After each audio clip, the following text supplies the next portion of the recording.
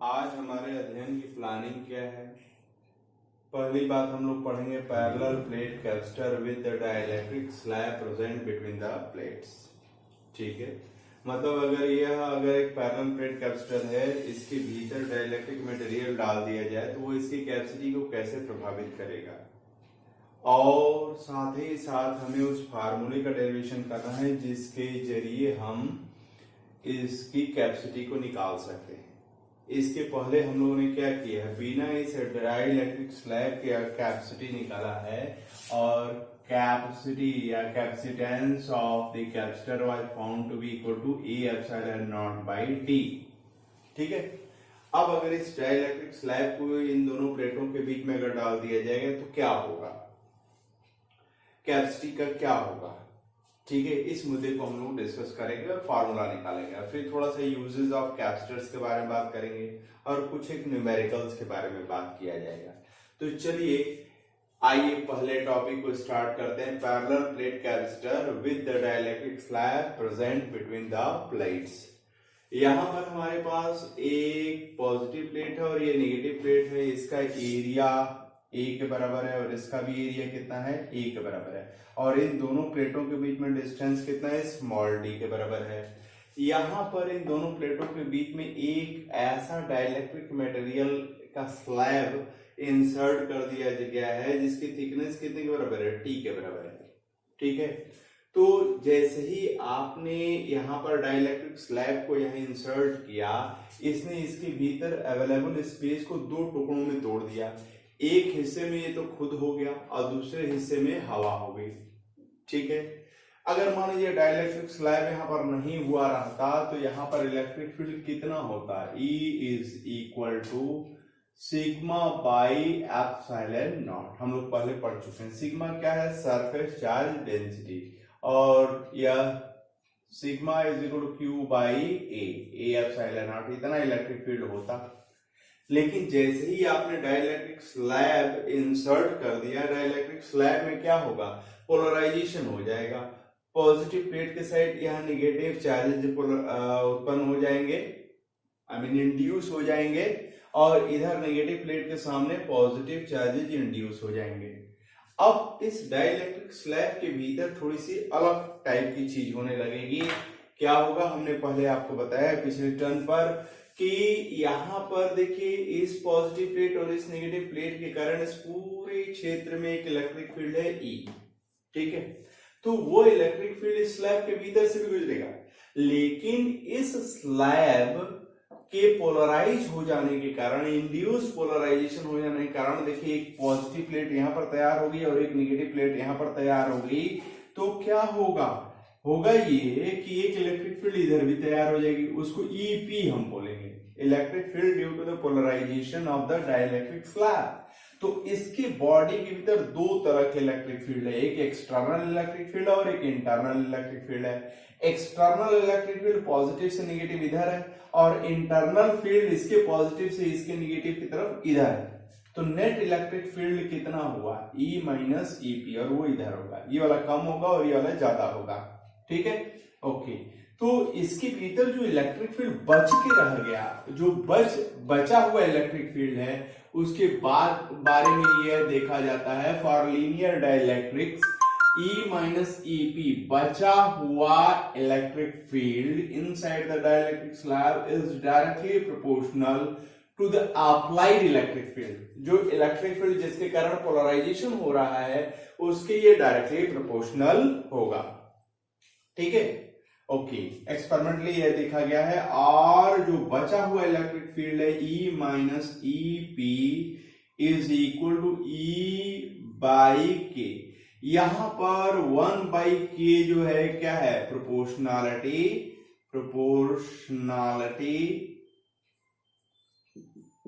Constant है ना, और इसमें K क्या है, K जो है वो डाइलेक्ट्रिक कांस्टेंट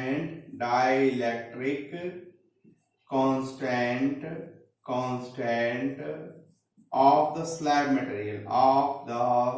स्लैब मटेरियल है। ठीक है, आप कहेंगे सर प्रोपोर्शनली कांस्टेंट के लेना चाहिए था, 1/क्यों के क्यों ले लिए। ठीक है, इसलिए कि के की वैल्यू जो है 1 से ज्यादा रहेगी सदैव। तो जब 1 से ज्यादा रहेगी तो यहाँ पर देखिए, मान लीजिए कि अप्लाइड इलेक्ट्रिक फील्ड 100 है और के की वैल्यू 10 है, तो 100/10 करेंगे तो कितना बच गया, 10 बच गया।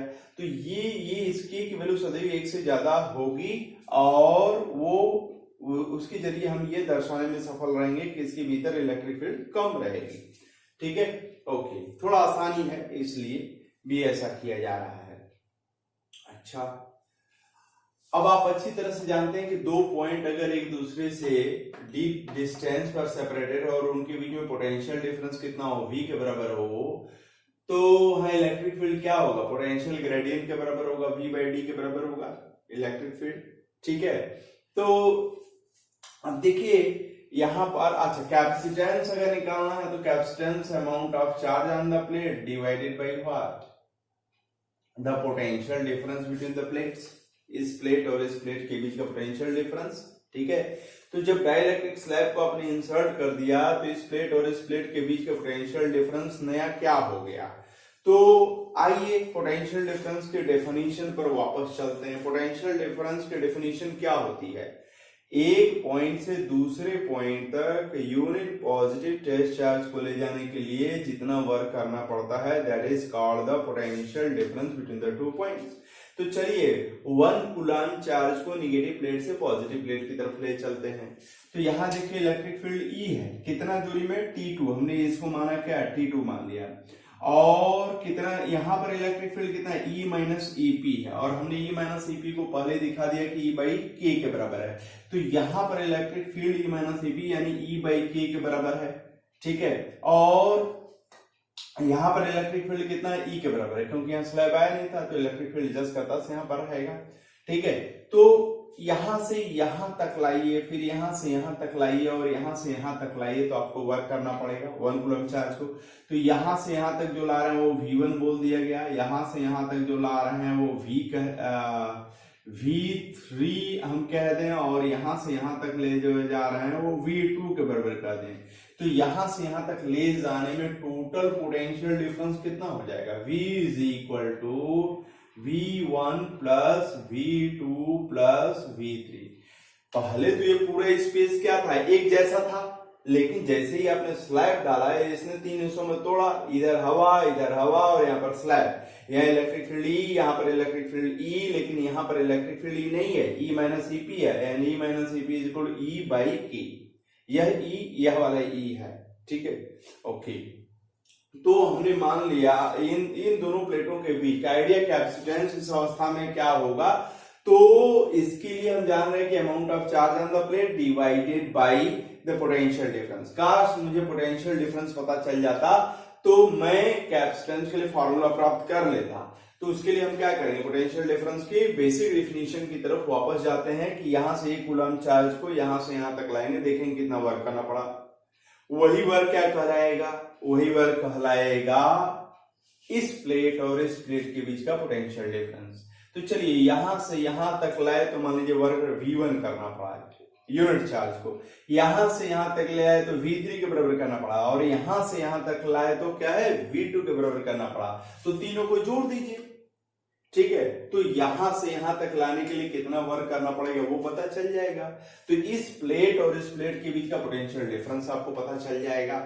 ठीक है, तो जब पोटेंशियल डिफरेंस पता, लेकिन V1 क्या है, देखिए यहां पर E = V/D है, तो V बराबर क्या हो जाएगा, E × D हो जाएगा। तो चलिए देखिए V1 यहां से यहां तक लाने में किया गया कार्य है, और यहाँ इलेक्ट्रिक फील्ड कितना है, E के बराबर है, और यह गैप कितने के बराबर है, T2 के बराबर है।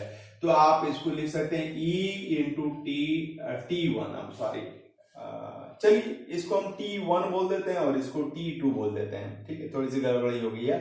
तो यहां पर जो है E × T1 प्लस यहां पर इलेक्ट्रिक फील्ड कितना है, यहां पर इलेक्ट्रिक फील्ड है E/K × T, स्लैब की थिकनेस कितनी है, T के बराबर है। और फिर यहां से यहां तक आएंगे तो क्या हो जाएगा, इलेक्ट्रिक फील्ड यहां पर है E और गैप कितना है, T2 के बराबर है। तो इलेक्ट्रिक फील्ड को बाहर ले लीजिए E, और बचा क्या है, T1 + T2 + T1 + T2 + T by के बचा। ठीक है, तो potential difference between the two plates हमको in terms of the electric field पता चल गया। लेकिन इलेक्ट्रिक फील्ड भला क्या है, सिग्मा बाई एप्सिलॉन नॉट के बराबर है। और यहां पर देखिए T1 plus T2 plus T क्या होगा, वो D के बराबर होगा। तो इससे T1 प्लस T2 निकाला तो वो क्या आया, D माइनस T के बराबर आया। तो D minus T plus T by के आ गया।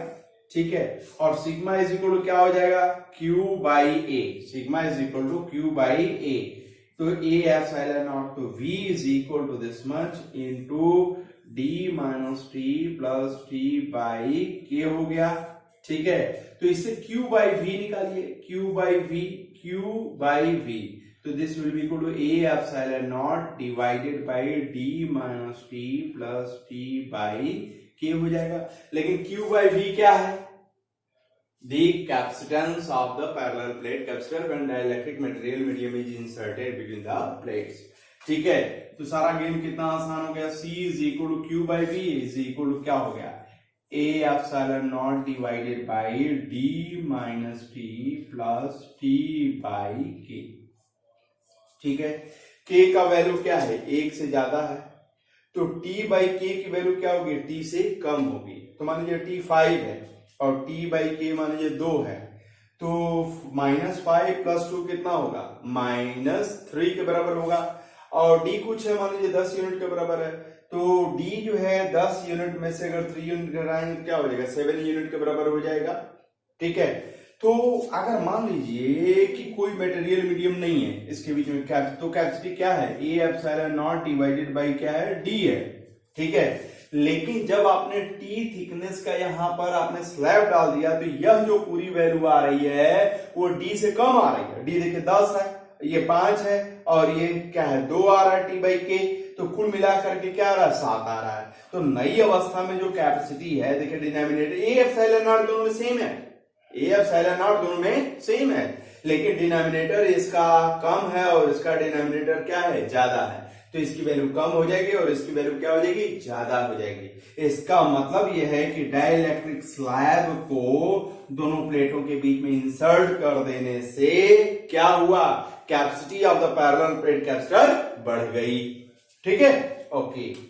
अगर मान लीजिए कि पूरा स्पेस ही हमने क्या कर दिया, डाइलेक्ट्रिक स्लैब से भर दिया पूरा स्पेस, तो यहाँ T और D में अंतर खत्म हो जाएगा, पूरा का पूरा स्लैब की थिकनेस और दोनों प्लेटों के बीच की जो डिस्टेंस है वो दोनों बराबर हो जाएगी। तो जब बराबर हो जाएगी तो D बराबर T हो जाएगा, दोनों कट जाएंगे और T की जगह D रख दिया जाएगा। तो उस कंडीशन में क्या होगा, उस कंडीशन में capacity is equal to A epsilon naught divided by D by K हो जाएगा। That is equal to K into A epsilon naught divided by D हो जाएगा। तो C इक्वल दिस मच हो जाएगा, या यूं कह लीजिए यह क्या है, A epsilon not by D capacity तब है जब कोई डाइलेक्ट्रिक मटेरियल मीडियम दोनों प्लेटों के बीच में नहीं था, उसको हम C नॉट से दर्शा रहे हैं, C नॉट। और C क्या है, जब डाइलेक्ट्रिक स्लैब को पूरी तरह से भर दिया गया है। ठीक है, तो उस अवस्था में जो कैपेसिटी है वो C नॉट का K टाइम्स आ रहा है। What is K? Dielectric constant of the dielectric material medium and its value is always greater than 1. तो therefore अगर K की वैल्यू अगर 5 है तो 5 इंटू C नॉट के बराबर ये कैपेसिटी हो जाएगी, यानी डाइलेक्ट्रिक स्लैब के डाइलेक्ट्रिक कांस्टेंट के गुना के बराबर कैपेसिटी बढ़ जाएगी। ठीक है, दैट्स ग्रेट। तो क्या असर मिला हमको, यही असर मिला कि डाइलेक्ट्रिक स्लैब को इंसर्ट कर देने से इसकी कैपेसिटी को बढ़ाया जा सकता है। And this question is very very important. इस फॉर्मूले का डेरिवेशन जो है पर बेस्ड क्वेश्चंस पूछे जाते हैं और इसको ध्यान से तैयार कर लीजिएगा। मैंने बेसिक आइडिया को लगाया। बेसिक आइडिया क्या लगाया, कैपेसिटी का निकालनी तो Q बाई V करना पड़ेगा। व्हाट इज V, इन दोनों प्लेटों के बीच का पोटेंशियल डिफरेंस है। अब इन दोनों प्लेटों के बीच का पोटेंशियल डिफरेंस 3 टुकड़ों से बना हुआ है। कोई पोटेंशियल डिफरेंस का मान क्या, पोटेंशियल डिफरेंस का मतलब क्या होता है, एक पॉइंट से दूसरे पॉइंट तक यूनिट पॉजिटिव टेस्ट चार्ज को अनएक्सेलरेटेड मैनर में ले जाने के लिए जितना वर्क करना पड़ता है, that is called the potential difference between the two points. तो तो यहाँ दिक्कत ये है कि यहाँ पर इलेक्ट्रिक फील्ड ई है, यहाँ पर electric field E minus EP है, और यहाँ पर इलेक्ट्रिक फील्ड क्या है, ई के बराबर। तो हमने ये यूनिट पॉजिटिव डिस्चार्ज लिया, उसको यहाँ से यहाँ तक ले गए तो हमने माना कि वर्ग V1 है, यहाँ से यहाँ तक ले गए तो वर्ग V3 करना पड़ा, और यहाँ से यहाँ ले गए तो वर्ग कितना करना पड़ा, V2 के बराबर करना पड़ा। तो टोटल वर्ग कितना करना पड़ा, V1 plus V2 plus V3। ठीक है, तो टोटल वर्क जो यहाँ से यहाँ तक यूनिट चार्ज को ले जाने में किया गया वो V बराबर दिस मचा है। तो V इस प्लेट और इस प्लेट के बीच का पोटेंशियल डिफरेंस हो जाएगा, और उसको इन terms of the electric field निकाला और यहाँ पर रख दिया, और इससे हमें कैपेसिटी मिल गई। ठीक है,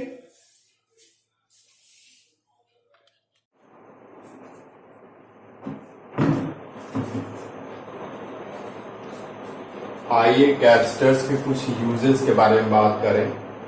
कैपेसिटर्स की मदद से पहली बात यह है कि जो डिजायर्ड स्टाइल का, डिजायर्ड पैटर्न का इलेक्ट्रिक फील्ड हम जनरेट कर सकते हैं।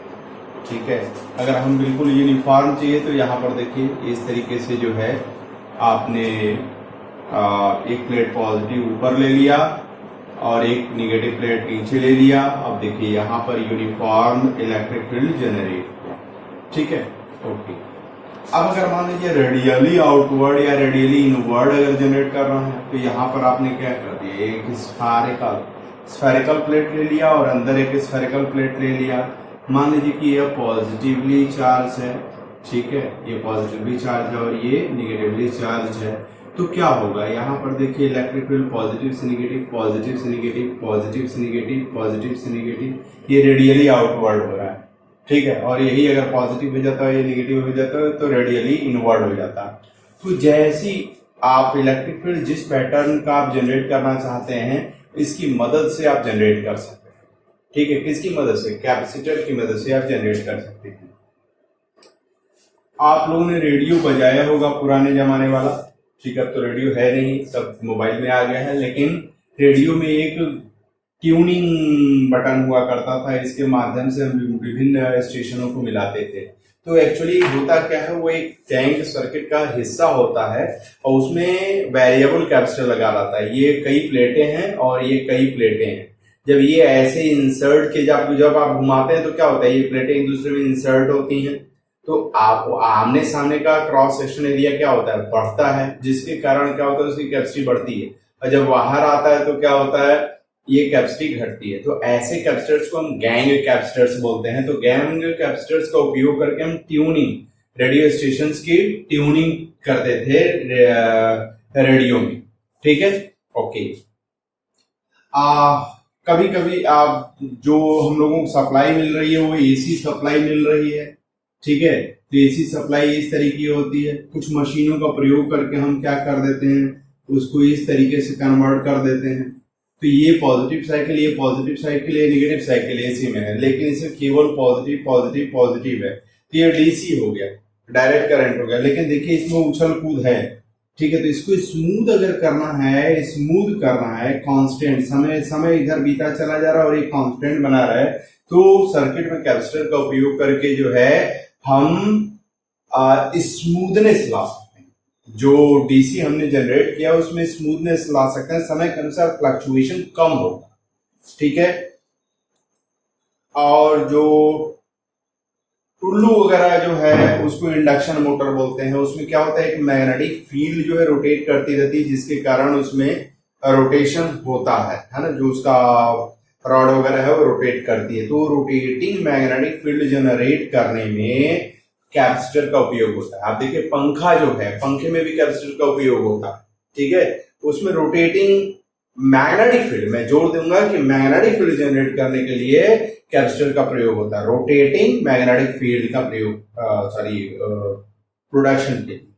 ठीक है, अगर मान लीजिए कि डीसी को, मान लीजिए समय के अनुसार, समय इधर बीता चला जा रहा है, वोल्टेज ये है या करंट ये है, समय के साथ कांस्टेंट है, तो ये डीसी कहलाता है। अब इस डीसी को अगर एसी में अगर आप कन्वर्ट करना चाहते हैं तो एक डिवाइस है जिसको हम बोलते हैं ऑसिलेटर। तो ऑसिलेटर में एक सर्किट होती है जिसको टैंक सर्किट बोलते हैं। उस टैंक सर्किट में जो है कैपेसिटर्स का प्रयोग किया जाता है। ठीक है, और आप जानते हैं कि कैपेसिटर्स में एनर्जी भी स्टोर की ही जाती है। उसके लिए दो बार हम लोगों ने डिस्कस किया एनर्जी स्टोर।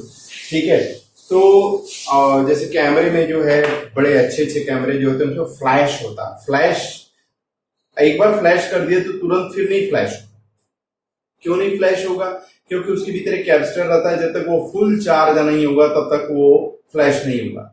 कैपेसिटर में ये खासियत होती है कि ढेर सारी एनर्जी एक ही बार में वो जंप करके छोड़ती है सर्किट में।